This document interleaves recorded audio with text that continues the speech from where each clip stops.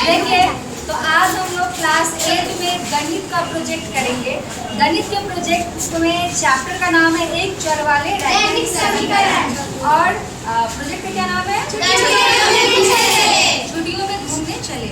तो ये जो एक चर वाले रैखिक समीकरण है, इसमें हम लोगों ने समझा कि चर किसे कहते हैं और अचर किसे कहते हैं। तो चलिए हम बच्चों से पूछते हैं, यही बताएंगे कि चर किसे कहते हैं और अचर किसे कहते हैं। बताइए चर किसको कहेंगे? जिसका मान बदल जाता है। जिसका मान बदल जाता है, जैसे कि x, y, z। किसी प्रश्न में x का मान 20 आता है, किसी में 40, किसी में -10, किसी में 0, यानी उसका मान क्या हो रहा है? बदल रहा है। तो जरूरी है कि कोई x ही मानेगा? कोई a मान सकता है, c मान सकता है, m मान सकता है, d मान सकता है, f मान सकता है ना। तो यानी कि a से लेके z तक के जो 26 अल्फाबेट्स हैं वह क्या है? चर है। और अचर, अचर का मतलब क्या हुआ? जिसका मान नहीं बदलता है।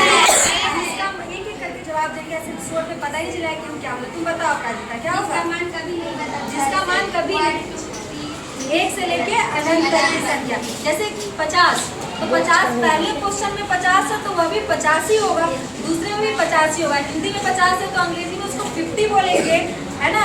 संस्कृत में 65 बोलेंगे, लेकिन उसका मतलब तो 50 ही होगा ना। बस चेंज होएगा? नहीं होगा। तो चलिए, तो चर अचर समझ गए। दूसरा था रैखिक। रैखिक का मतलब हुआ कि एक घात वाला हो और उसमें एक ही चर का प्रयोग करेंगे। जैसे x है तो सिर्फ x लेके चलेंगे, y है तो सिर्फ y लेके चलेंगे, a है तो सिर्फ a। और रैखिक माने उसका घात कितना होना चाहिए? जैसे 2x है तो उसका पावर में कुछ भी नहीं है, मतलब क्या है?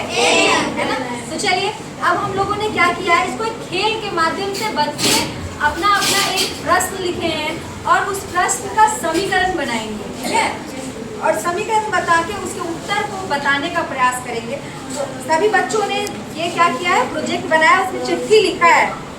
सभी अपने दोस्तों को चिट्ठी लिखे हैं। अब देखते हैं इनके चिट्ठी से कैसे समीकरण बनते हैं और कैसे हम इनमें क्या करते हैं, इसका उत्तर प्राप्त करेंगे। इसको सफल कर लेते हैं। उसके बाद एक एक कार्ड उठाएंगे और एक कार्ड उठा के उसको बताएंगे। चलो एक कार्ड उठाओ और प्रश्न को तेज से पढ़ना और उसका उत्तर देखना नहीं है। चलिए पढ़िए जोर से। 9 दोस्त एयरपोर्ट घूमने जाने के लिए 1 रुपए प्रति दोस्त की दर से जमा किए। एयरपोर्ट घूमने जाने के लिए 800 का टिकट हो गया, 600 खाने में चले गए, 400 का किराया हो गया। अब समीकरण हल। 9n बराबर 800 प्लस 600 बराबर 400। अब समीकरण हल करें।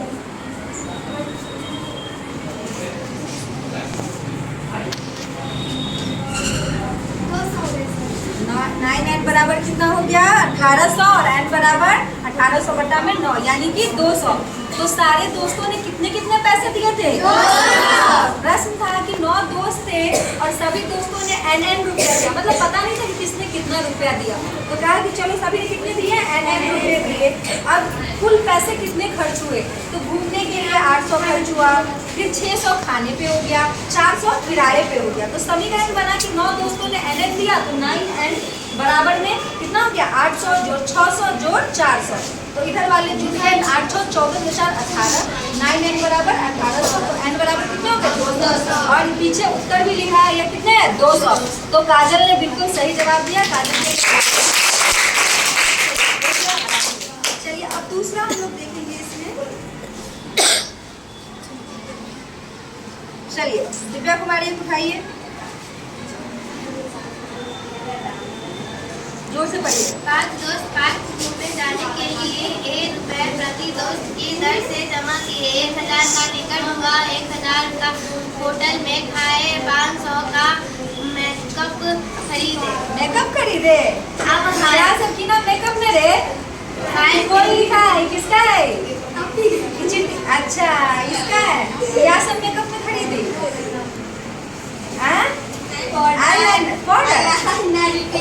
बातें सब हो गया। चलिए तो बताइए समीकरण क्या होगा? समीकरण क्या होगा? 5 दोस्त गए थे और a रुपये दिए थे, तो 5a बराबर में कितना कितना खर्च हुआ? 1000, फिर 1000 और फिर 500। टोटल कितना होगा? बताइए उत्तर क्या होगा?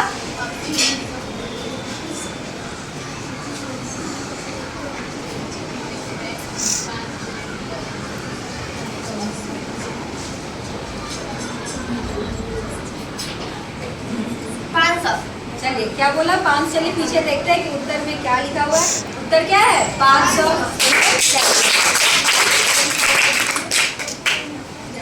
एक और बच्चा उठ खिलाएंगे, कल हम लोग बोर्ड वाला चलो हम दूसरे को उठाओ और तेजी से पढ़िए। 5 दोस्त मॉल में घूमने जाने के लिए दोस्त से जमा की और मॉल घूमने जाने के लिए 3,000 का 1,000 का कपड़ा खरीदा, 1,000 का किराया हो गया। हो गया। अब 5 बार बराबर 3,000 प्लस 1,000 टोटल कितना हुआ 6,000। 5y बराबर कितना हुआ 6,000। y बराबर कितना होगा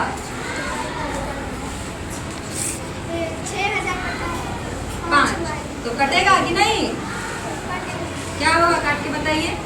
6,000 बट्टा में 5 है तो काटेंगे तो कितना होगा, कोई बताओ।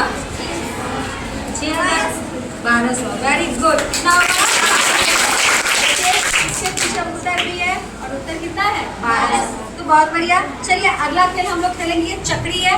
चक्री को नचाएंगे और ये जहाँ पे जाके रुकेगा वहां से हम लोग क्या करेंगे, प्रश्न को सॉल्व करने का प्रयास करेंगे।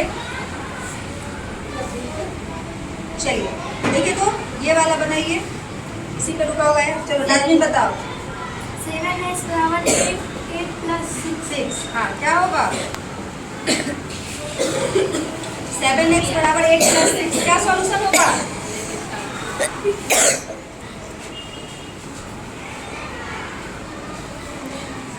जल्दी करिए। अनीला Clear है? अनीला भी कोई तरीका साइड नीला 7x बराबर 14 है। तो चलिए देखते हैं क्या बोले हैं आप। हाँ? जोर से बोलिए। x बट्टा 2 इनका जवाब देखते हैं सही है कि गलत। गलत है इनका जवाब, गलत जवाब है क्योंकि 7x बराबर 8 प्लस 6। तो 8 से जोड़ कितना आएगा 14। तो 7x बराबर 14। तो x बराबर क्या हो जाएगा 14 बट्टा 7 और 14 बट्टा 7 तो क्या हो जाएगा 2, है ना। तो इनका जवाब गलत है। चलो आज कौन नहीं खेला है, तुम तो खेली है नहीं ये वाला। चलिए जल्दी चलिए किस पे टूटा, यहाँ 6x बराबर 15 जोड़ 20। बताइए क्या होगा।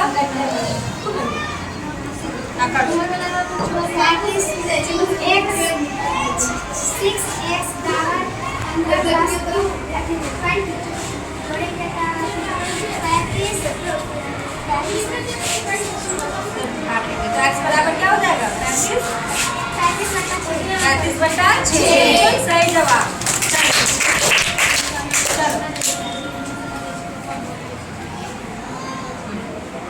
14x बराबर 15 जोड़ 17। जल्दी बताइए। 14x बराबर 15 जोड़ 17। 15 और 17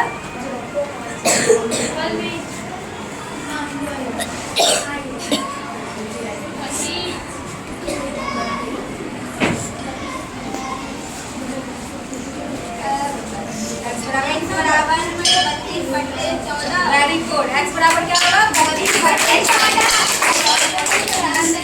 तुम भी नहीं खेली है। चलो नंदनी आओ जल्दी आगे हमको चलो नंदनी बताओ। 6x बराबर 15 जोड़ 20 क्या होगा बराबर 15 जोड़ 20। जल्दी बताइए।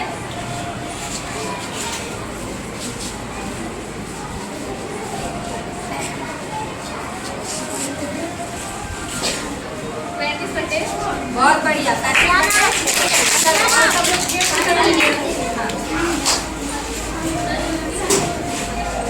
चलो बताओ उस नसीब को आता है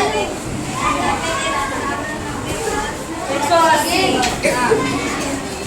90x बराबर 90 प्लस 180। 90 पे 180 जोड़ेगा पीछे में जाना। 90x बराबर कितना हुआ 270। x बराबर 70 बट्टा 90। कितना बारी में कटेगा लीजिए। तो x बराबर कितना हो जाएगा 3। चलिए बहुत बढ़िया, देखिए बहुत बढ़िया, बहुत सुंदर प्रोजेक्ट बनाया है हम लोगों ने। और क्या हमारा क्लास में जो प्रोजेक्ट था इसके माध्यम से हम लोगों ने एक रैखिक समीकरण जिन लोगों ने प्रोजेक्ट बनाया उनके लिए एक बार जोरदार ताली।